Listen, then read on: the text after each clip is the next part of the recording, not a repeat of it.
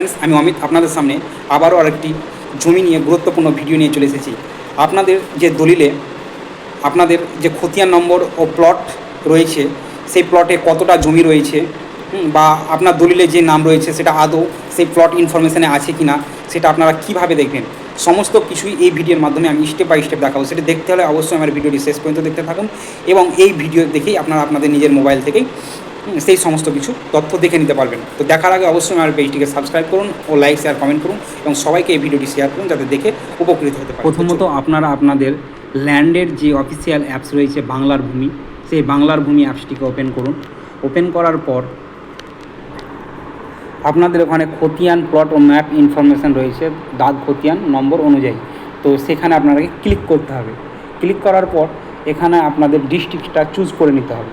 তো আমাদের যেটা ডিস্ট্রিক্ট আছে আমরা চুজ করে নিলাম, আপনাদের যেটা ডিস্ট্রিক্ট হবে সেটা চুজ করে নেবেন। ব্লকটাও আপনারা আপনাদের নিজের যেটা ব্লক সেটা চুজ করে নেবেন। মৌজা যেটা নাম আছে সেটাও চুজ করে সাবমিট অপশানে ক্লিক করতে হবে। সেখানে ক্লিক করা হয়ে গেলে সেখানে খতিয়ান ও প্লট যে আছে সেখানে আমি প্লট নম্বরটা আমি দিয়ে দিলাম। আমার যে প্লট আছে আপনারা আপনাদের দলিল দেখে সেই প্লটের নম্বরটা আপনারা বসিয়ে দিয়ে সাবমিট অপশানে ক্লিক করবেন।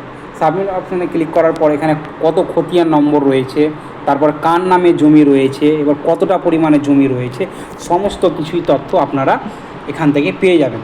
যেমন প্রথমটা দেখুন যে 12 শতক জমি রয়েছে, দ্বিতীয়টা দেখুন যে 11 শতক জমি রয়েছে, তৃতীয়টাতে 11 শতক জমি রয়েছে।